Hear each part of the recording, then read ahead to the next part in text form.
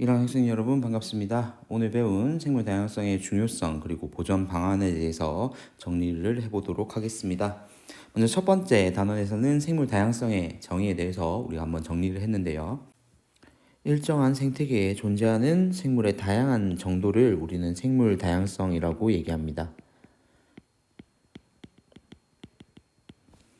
이 생물 다양성이 클수록 생태계가 안정적으로 유지가 되는데요. 자, 아래 그림 같은 경우에 바로 이런 예시가 나와 있습니다. 우리가 오늘 배울 큰 세 가지 틀인데요. 여기 보면 이렇게 점선으로 이렇게 표시되어 있는 거 보이시죠? 이게 바로 여러분들이 크기 개념이라고 생각을 하시면 돼요. 가장 작은 단위가 들쥐 개체군 안에서 가지는 유전적 다양성이고요. 그리고 초원 생태계에 보면 여기 지금 비현실적으로 쥐가 더 큰데 쥐, 참새, 뱀 이런 식으로 다양한 종들, 여기 버섯도 있고요. 이런 식으로 있는 초원 생태계의 종 다양성이 그 다음 단계고요. 그리고 이렇게 있는 종 다양성보다 더 큰 개념이 바로 전 지역의 생태계 다양성입니다. 자, 그럼 하나씩 내용을 살펴보도록 하겠습니다. 먼저 유전적 다양성은요, 같은 종이라도 하나의 형질을 결정하는 유전자가 서로 다를 수 있기 때문에 이런 유전적 다양성을 가질 수가 있습니다. 유전적 다양성이 높은 집단의 경우에는 변이가 다양하게 나타나기 때문에 환경이 급격하게 변하더라도 적응하여 살아남는 개체들이 있을 확률 자체가 가능성이 더 높은 상황이기 때문에 우리는 이런 유전적 다양성이 높은 집단일수록 생존에 유리한 경향을 가집니다. 두 번째로 종 다양성인데요. 일정한 지역에 얼마나 많은 생물종이 얼마나 중요한 건 수업 시간에도 선생님 언급했지만 고르게 서식하는가가 여기서 핵심적인 내용입니다. 많은 것도 중요하지만 고르게 분포해야 된다는 것 잊지 마시고요.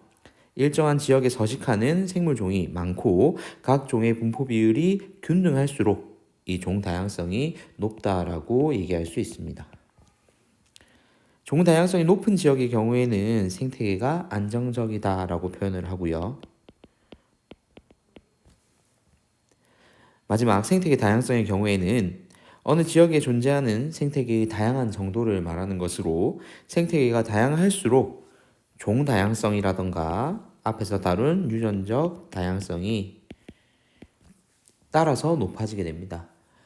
사는 환경이 다르기 때문에 더 다양한 생물종이 서식할 수가 있고요. 그렇게 되면 종 다양성이 풍부해지고 이 종 다양성이 풍부해짐으로써 각각의 종들 속에서 유전적 다양성도 다양하게 존재할 수 있기 때문인데요.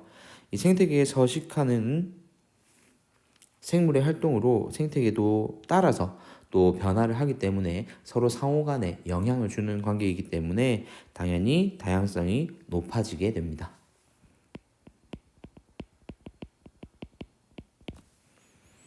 자, 이렇게 우리는 생물 다양성을 세 가지로 나눠서 유전적 다양성, 종 다양성, 생태계 다양성으로 나눠서 배워봤고요. 이제 그렇다면 이 생물 다양성이 왜 중요한가에 대해서 정리를 해보도록 하겠습니다. 자, 생물 다양성이 높을수록 우리는 생태계가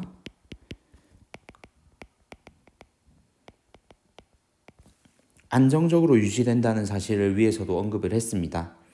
인간이 이용할 수 있는 생물 자원도 풍부해지겠죠.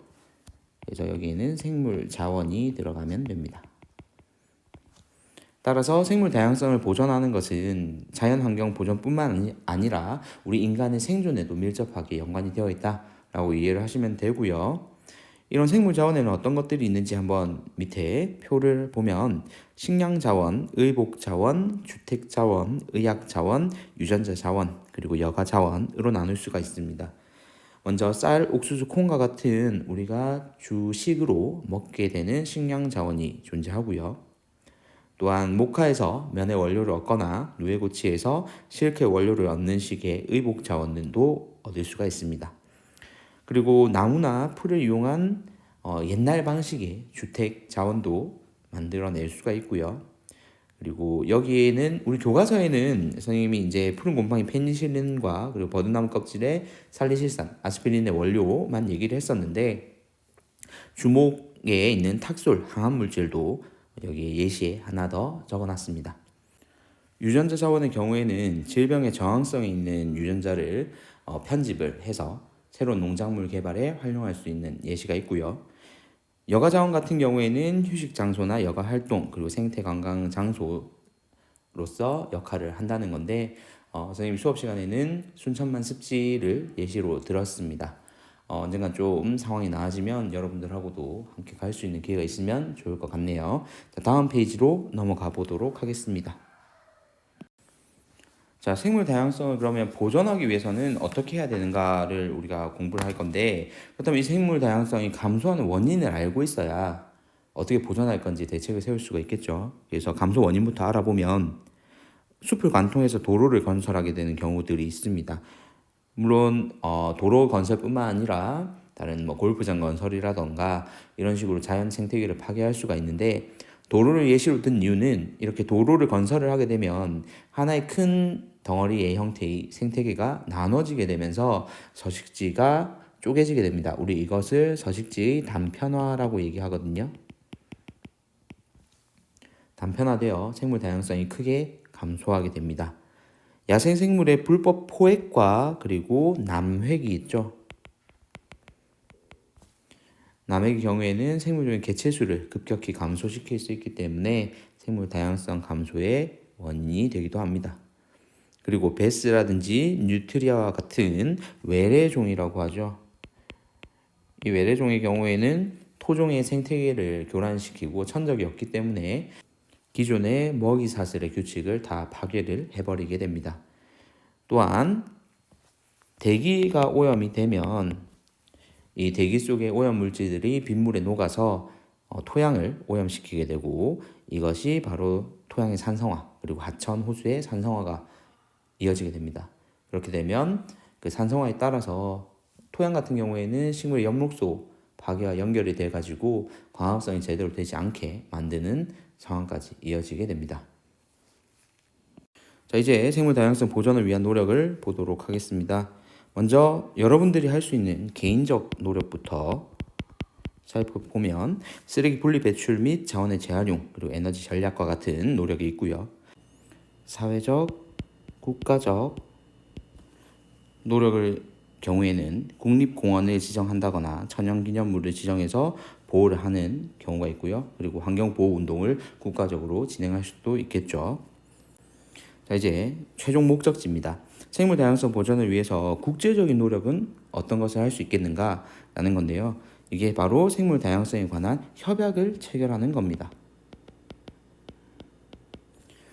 일종의 약속의 개념이겠죠. 먼저 첫 번째 협약은 람사르 협약입니다. 물새의 서식지로 중요한 습지를 보호하기 위한 협약 중에 하나이고요. 아까 앞 페이지에서 선생님이 얘기했던 순천만이 바로 이 습지에 해당합니다. 그리고 런던 협약이 있는데요. 런던 협약의 경우에는 해양 오염 방지를 위해서 체결이 된 협약입니다. 그리고 마지막 오늘 배운 전체 이 단원의 핵심 키워드죠. 생물 다양성 협약입니다. 생물종들을 보존하기 위해서 체결된 협약으로서요. 위에 있는 두 개보다는 최근입니다. 1992년경에 체결된 협약을 얘기합니다. 자, 이렇게 해서 여러분들 이번 2학기 1차 지필에 선생님과 함께하는 시험 범위 전체적인 교과서 내용을 다 다루었고요. 다음 주부터는 선생님하고 부교재 내용을 정리하면서 실제 문제에서는 어떤 식으로 출제가 되는지를 한 번 더 확인해보는 시간을 가지도록 하겠습니다. 오늘 유튜브 강의는 여기까지입니다. 이상입니다.